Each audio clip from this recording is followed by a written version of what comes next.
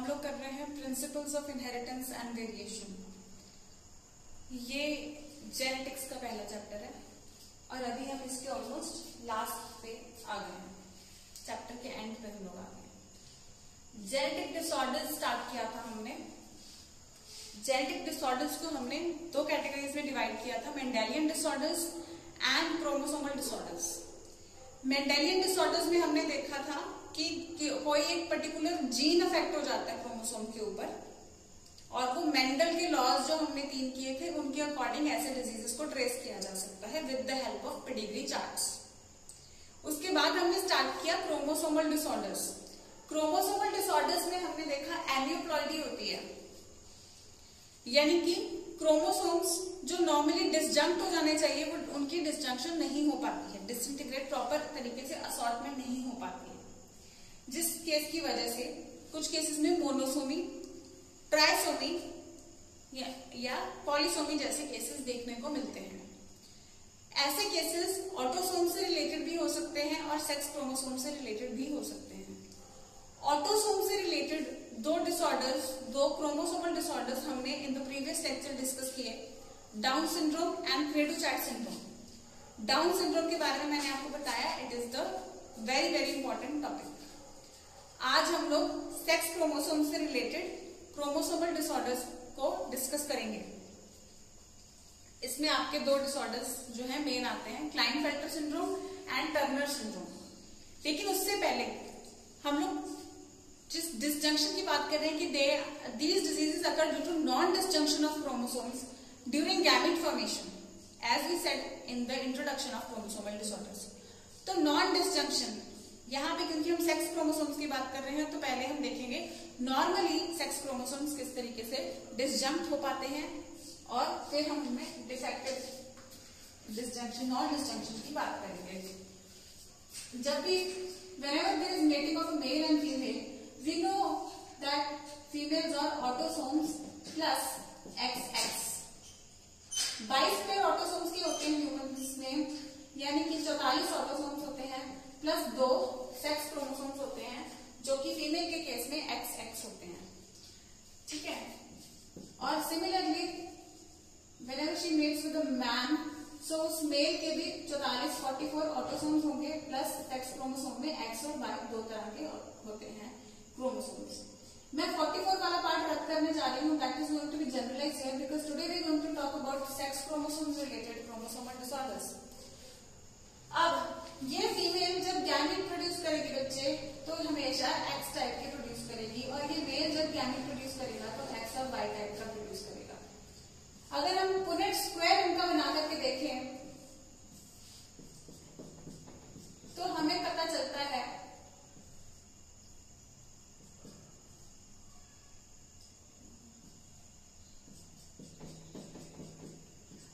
कि there is, यहाँ पे देखो 50% चांस है फीमेल्स के बनने का, 2 जैसे 1-2 फीमेल बन रही है और 1-2 मेल, यानी कि 1:1।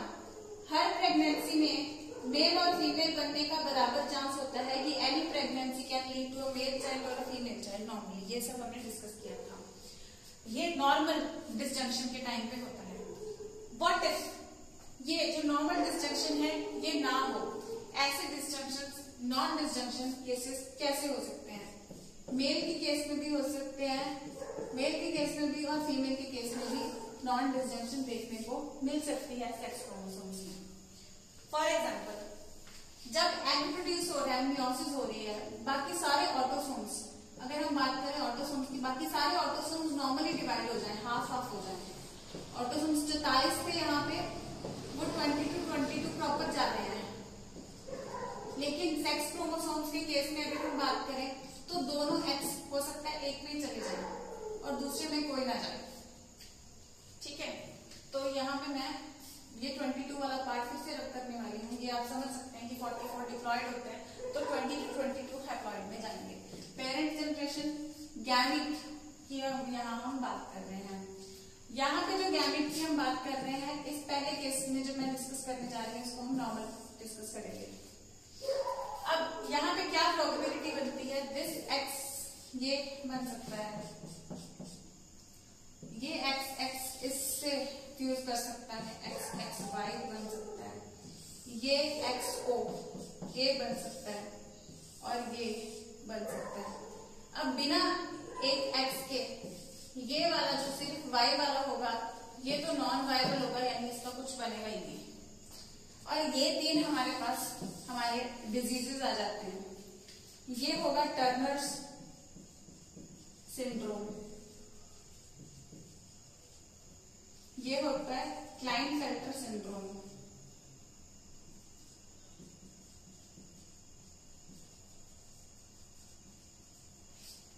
और ये केस होता है सुपर फीमेल का। ठीक है, दूसरा केस यहाँ पे हमने देखा this was the F1 generation. यहाँ पे हमने जो नॉन डिसजंक्शन का केस देखा that is in case of female parent. Male parent में प्रॉपर X और Y अलग अलग हो रहे हैं। इससे अलग एक केस आ सकता है जहां पे मेल्स में नॉन डिसजंक्शन हो रही है, फीमेल्स में प्रॉपर डिसजंक्शन देखने को मिलती है। तो मेल गैमीट में X Y दोनों एक साथ चले जाते हैं और एक खाली जाता है और फीमेल X प्रॉपर प्रोड्यूस कर रही है। तो ऐसे केस में XXY, XO, फिर से XXY और XO।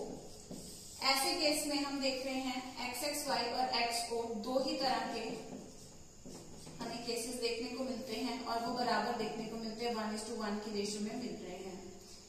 ये XXY होता है फिर से क्लाइनफेल्टर सिंड्रोम और XO होता है टर्नर सिंड्रोम। तो बहुत ही एक अच्छा क्वेश्चन हमारे पास यहाँ पे बन गया है। मैंने जस्ट स्टार्ट किया था आपको ये नॉन डिसजंक्शन समझाने में, बहुत ही अच्छा क्वेश्चन यहाँ पे बनकर के आ रहा है। When there is disjunction, when there is non-disjunction in case of male parent, so progeny में हमें क्या रेशो देखने को मिलेगा? तो हम बड़े आराम से कह सकते हैं 1:1 का रेशो देखने को मिलेगा। 50% चांस होगा क्लाइनफेल्टर सिंड्रोम, 50% चांस होगा टर्नर सिंड्रोम होने का। कि क्या होते हैं डिजीजेस, इनके बारे में हम डिस्कस करेंगे। ठीक है, अगर नॉन डिसजंक्शन हो रहा है फीमेल पेरेंट के केस में तो हम कह सकते हैं कि बराबर चांस है तीनों डिसऑर्डर, एक नॉन वायबल केस होने का भी, टर्नर सिंड्रोम, क्लाइनफेल्टर और सुपर फीमेल, तीनों ही तरह की जो major sex chromosome related chromosomal disorder है उनके होने का 1:1 यानी कि बराबर चांस है। ठीक है बच्चों, नियरली 33% चांस हम कह सकते हैं। सो सबका बराबर चांस है, यहाँ पे भी दोनों का बराबर चांस है। किसी भी डिजीज के साथ में जो है प्रोबेबिलिटी, किसी भी एक पर्टिकुलर डिजीज की प्रोबेबिलिटी हाई नहीं है, दोनों ही केसेस में डिजीज होने की बराबर प्रोबेबिलिटी आ रही है।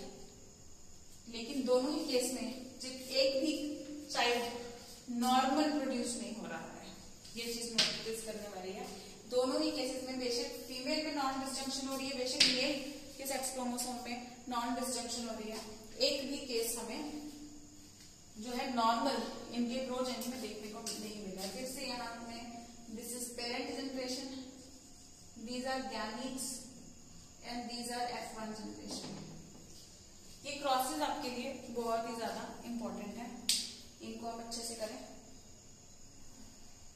ठीक है, ये नॉर्मल केस है, this case is of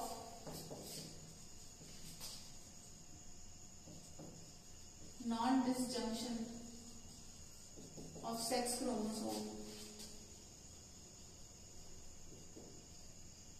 in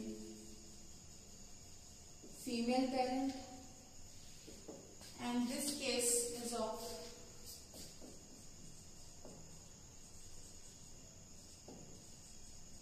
non-disjunction of sex chromosomes in male parent। ये सारे के सारे डिजीजेस जो है क्रोमोसोमल डिसऑर्डर्स के अंदर ही आ रहे हैं, क्योंकि यहाँ पे भी हम एन्यूप्लॉइड ही देख रहे हैं, यानी कि नॉन डिसजंक्शन ही देख रहे हैं।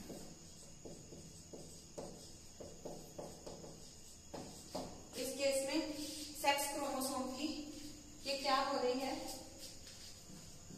एक गया है सेक्स क्रोमोसोम की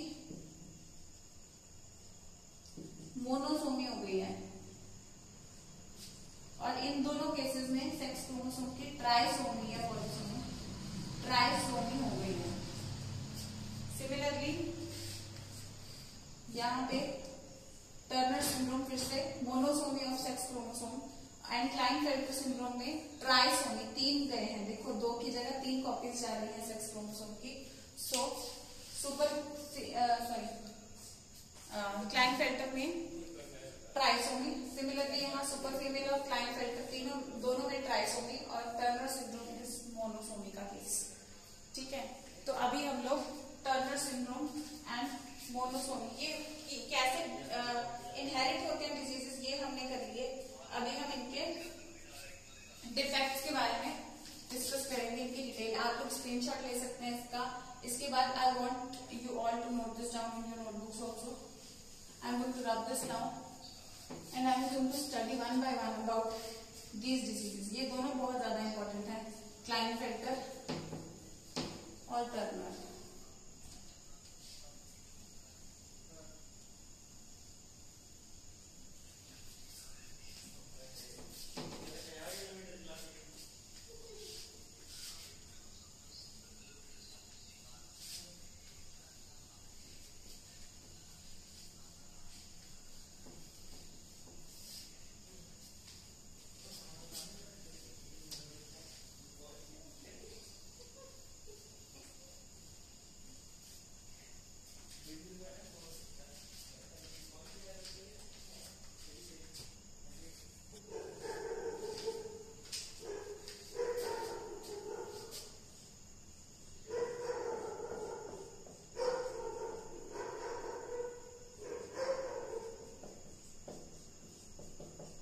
सबसे पहले हम लोग क्लाइनफेल्टर सिंड्रोम के बारे में बात करेंगे। ये बहुत ही ज्यादा इंपॉर्टेंट केस है आपके सिलेबस में। ठीक है, सो हमने देखा क्लाइनफेल्टर सिंड्रोम में XXY।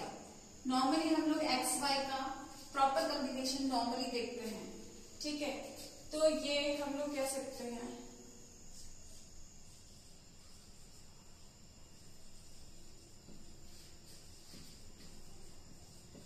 this disorder is due to presence of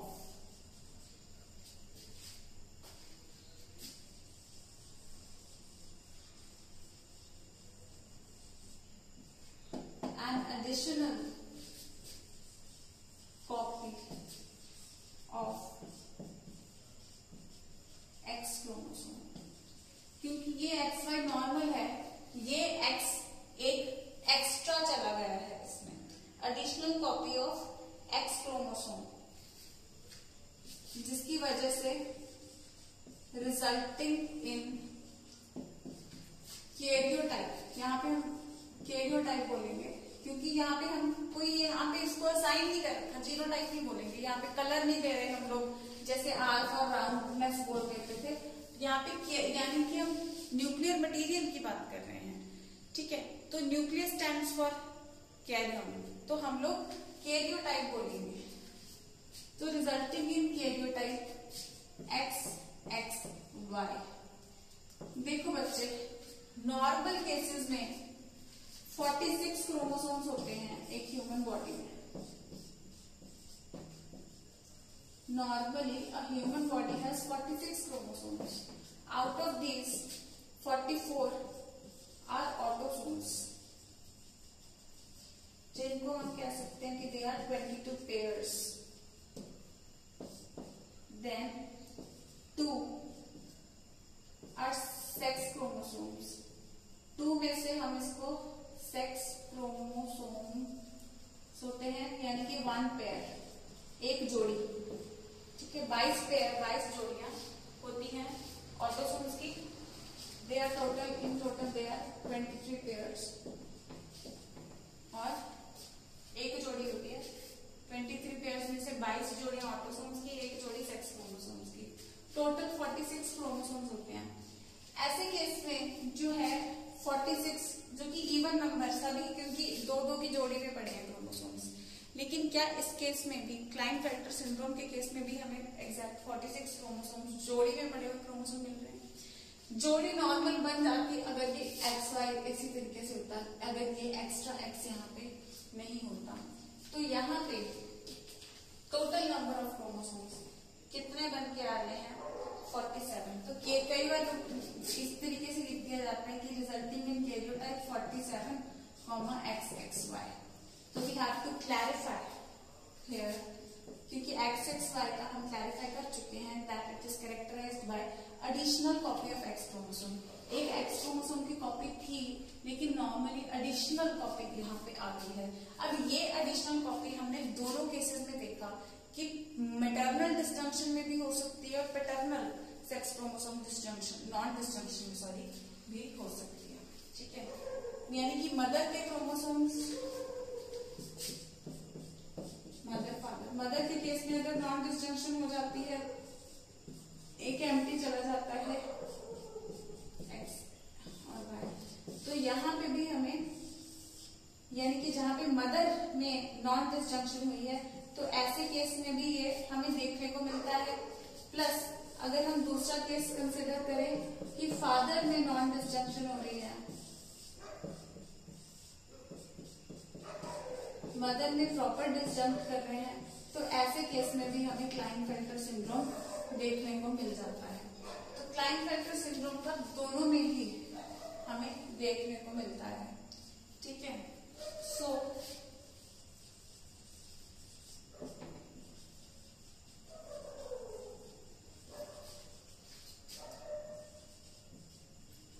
total number of chromosomes is one more. Total number of chromosomes are 47 instead of 46. That is one more than normal. And that one more than normal in this case is the X is extra. लेकिन ठीक इसी तरीके से down syndrome में भी, जो 21st trisomy के नाम से जाना जाता है, डाउन सिंड्रोम, उस केस में भी बेटा 47 क्रोमोसोम्स होते हैं विद 21st ट्राइसोमी, यानी 21st क्रोमोसोम की 3 कॉपीज होती है। यहाँ पे सेक्स क्रोमोसोम की 3 कॉपीज है, वहां पे 21st क्रोमोसोम की 3 कॉपीज हमें देखने को मिलती हैं। अब यहाँ पे क्योंकि Y है और Y में कंप्लीटली एंड्रोजेनिक, एंड्रो यानी मेल रिलेटेड जो है फीचर्स Y देता है। Y वो फीचर्स देता है जो सिर्फ और सिर्फ मेल्स के रिलेटेड होते हैं। So because of the presence of Y, let me change my marker.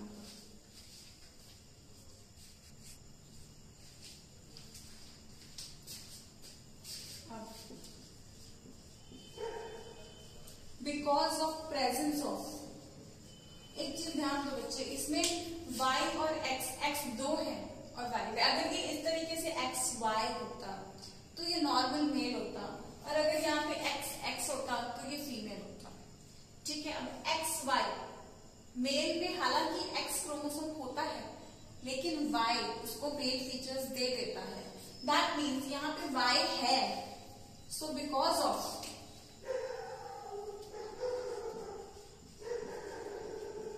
the presence of Y, the person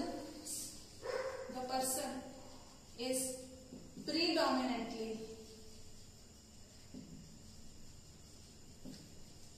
male। ये मेल तो है, बट क्योंकि X ज्यादा है, X में भी फीमेल फीचर्स ज्यादा होते हैं, लेकिन X इसमें ज्यादा होने के कारण इसमें कुछ फीमेल फीचर्स भी आ जाते हैं। Y है तो एंड्रोजेनिक फीचर्स तो होंगे ही। देखो एंड्रो, हम लोग जो genes present on Y chromosome are called holandric genes, क्योंकि ये पूरी तरह से सिर्फ और सिर्फ मेल फीचर्स देते हैं। ठीक है, मेल फीचर्स जो मेल रिलेटेड फीचर्स होते हैं वो इसमें जाते हैं। तो वाई है तो मेल फीचर्स आएंगे, लेकिन एक्स वाई है तो मेल बन जाएगा, ठीक है। लेकिन अगर एक्स एक्स वाई प्रोड्यूस हो रहा है, यहाँ पे क्या होता है, ज्यादातर इस केस में जो नॉर्मल एक्स वाई होता है तो काफी फीचर्स एक्स के सप्रेस हो जाते हैं because of the presence of Y. लेकिन जब ये दो एक्स प्रेजेंट होंगे तो फीमेल फीचर्स भी इसमें प्रोमिनेंसी दिखानी शुरू कर देते हैं। Because of the presence of Y the person is predominantly male, but due to presence of extra X,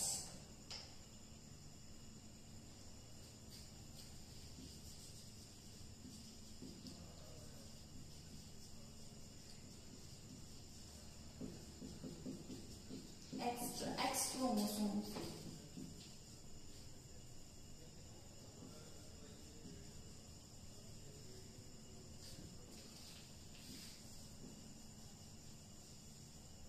female features are also expressed.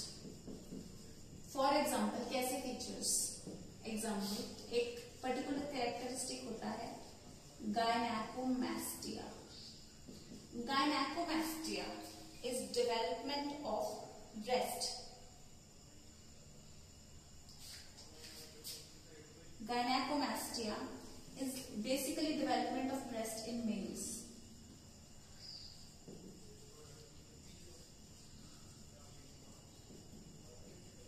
तो मेल्स में ब्रेस्ट डेवलपमेंट यहाँ पे हमें देखने को मिल जाती है, ठीक है।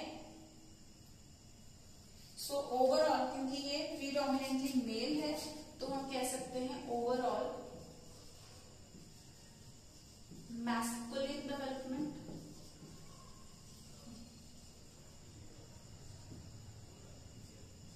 with presence of feminine मतलब फीमेल, feminine characters। तो feminine characters होते हैं लेकिन ओवरऑल ये होगा मेल, इसको हम मेल बोलेंगे, ठीक है। और ये लोग जो है, जो इंपॉर्टेंट क्वेश्चन यहाँ पे आता है, ये लोग क्या होते हैं, स्टेराइल होते हैं, यानी कि they are not able to reproduce. Infertile, sterile in the sense infertile होते हैं ये लोग। स्टेराइल मतलब infertile, they are not able to reproduce, ठीक है। ये लोग जो आप नॉर्मली ट्रांसजेंडर्स जिनको आप लोग बोल देते हो, तो transgenders are actually suffering from this disease, ठीक है।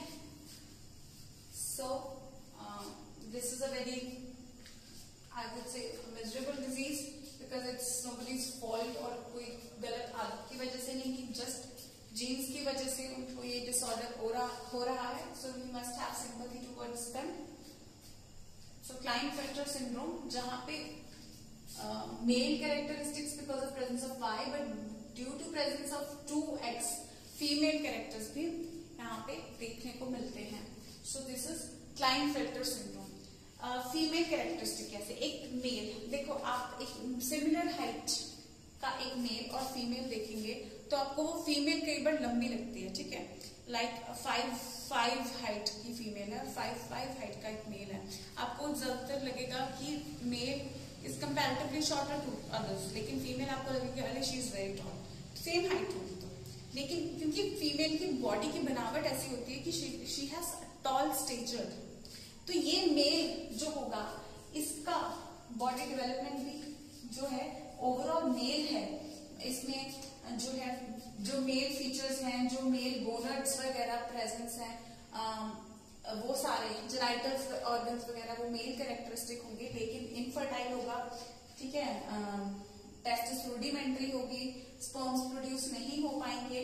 लेकिन फेमिनाइन कैरेक्टर्स में गैनाकोमेस्टिया यानी कि ब्रेस्ट डेवलपमेंट देखने को मिल सकती है। ब्रेस्ट डेवलपमेंट के साथ साथ टॉल स्टेचर, जो टॉल स्टेचर्ड है, ठीक है, जो थोड़ा लेग्स की डेवलपमेंट जैसे लंबाई वगैरह लेग्स के केस में आ जाती है, तो वो सारा कुछ इसमें लॉन्ग लिम्स वगैरह देखने को मिलेंगे, ठीक है। और कई बार इनमें मेंटल रिटार्डेशन भी कई बार देखा गया है, वैसे ये इनफर्टाइल केस होता है। जो इम्पोर्टेंट क्वेश्चन है इसमें वो ये है कि overall male development with female characteristic female के कौन कौन से आते हैं, गायनेकोमेस्टिया आ सकता है, ठीक है। ओवरऑल टॉल स्टेचर्ड बॉडी जो है, आपकी एनसीईआरटी पिक्चर बनी हुई है उसके साथ में भी लिखा हुआ है, टॉल स्टेचर्ड बॉडी आ जाती है विद गायनेकोमेस्टिया। और ये लोग क्या होते हैं, स्टेराइल होते हैं, यानी कि they are not able to reproduce, ठीक है। So this is about Klinefelter syndrome. We must now move on to Turner syndrome. I am going to rush this part, so as to explain you Turner syndrome.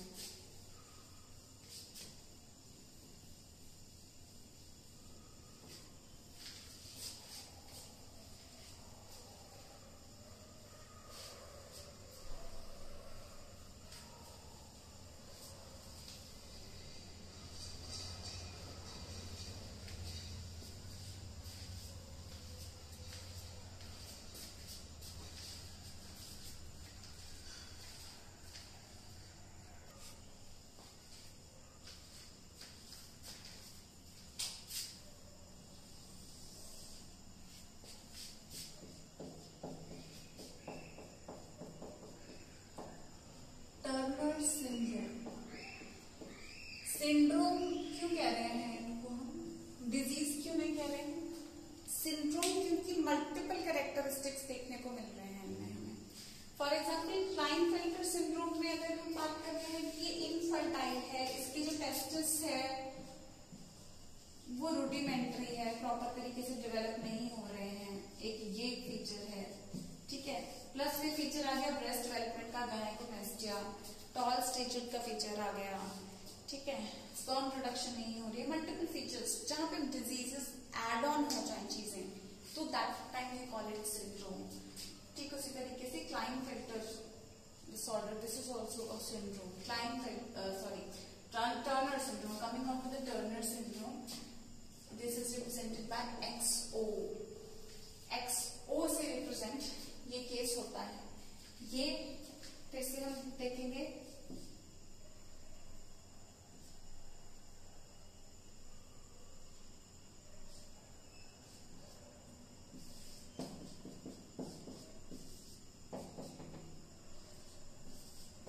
Female non disjunction में XO Turner syndrome आ सकता है, mail non disjunction में जा सकता है।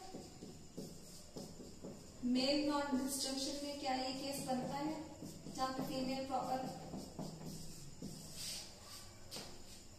जी हाँ, mail non disjunction में भी ये केस बनता है। तो ये केस भी दोनों मेल एंड फीमेल में किसी में भी सेक्स क्रोमोसोम की नॉन डिसजंक्शन हो तो दोनों ही केसेस में टर्नर सिंड्रोम देखने को मिलता है, ठीक है।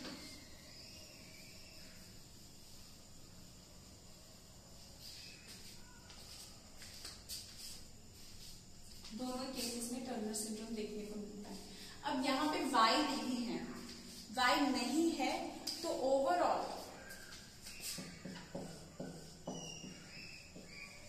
शी इज अ फीमेल, लेकिन जब एक फीमेल नॉर्मल होती है वो XX होती है, ठीक है, XX होती है, लेकिन इस फीमेल में सिंगल X है, दैट इज वाई इसके फीचर्स फीमेल जितने प्रोमिनेंट नहीं होंगे। फीमेल का टॉल स्टेचर बॉडी होता है, इसमें जो फीचर देखने को मिलेंगे that will be short stature,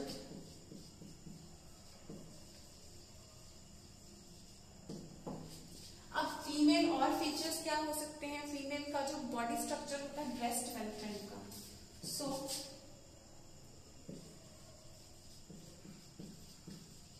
under developed breasts, breast development proper हो भी नहीं, ठीक है। जो ओवरी होती है जो कि प्राइमरी सेक्स ऑर्गन है, ओवरीज इसमें रूडिमेंट्री होगी, रूडिमेंट्री यानी प्रेजेंट है लेकिन फंक्शनल नहीं है और बहुत छोटी है। यूट्रस भी वेरी स्मॉल या रूडिमेंट्री, क्योंकि इसमें कोई डेवलपमेंट नहीं हो पाएगी, तो रूडिमेंट्री है, नॉन फंक्शनल ओवरीज है, सेक्स ऑर्गन्स नॉन फंक्शनल हो जाते हैं क्योंकि 2 एग्स जो नॉर्मल फीमेल को फर्टाइल बनाने के लिए चाहिए, ठीक है, तो इसकी ओवरीज रूडिमेंट्री है, तो दैट इज व्हाई ये फीमेल भी ओवरऑल क्या होती है, होती तो फीमेल है लेकिन ये स्टेराइल होती है, she can not reproduce. Y इसमें नहीं है तो मेल कैरेक्टरिस्टिक कोई नहीं आएगा लेकिन फेमिनाइन कैरेक्टरिस्टिक प्रोमिनेंट नहीं हो पाएंगे, ठीक है। तो अंडर डेवलप्ड ब्रेस्ट आ जाएंगी, ओवरीज नॉन फंक्शनल हो जाएंगी, प्लस नेक का जो पोर्शन होता है, if you compare male and female neck portion, तो मेल का neck portion, this portion is actually little bit broader sort of a thing, तो इनका ये वेब्ड नेक यहाँ पे मिलेगी, थोड़ा ब्रॉडर देखने को मिलेगा। जो फीमेल शेप में नेक जो होती है काफी फ्लेक्सिबल एंड थिन होती है, वो चीज इसमें नहीं मिलेगी। प्लस ओवरऑल अगर हम कमर का एरिया देखें तो that is normally hip region is broader in case of females as compare to males, लेकिन इनका हिप रीजन नैरो होगा।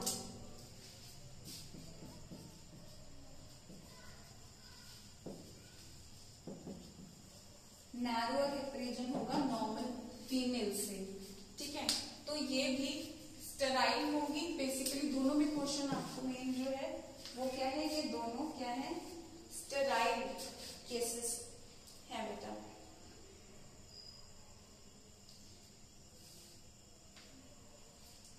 और इस केस में कितने क्रोमोसोम नंबर कितना होगा,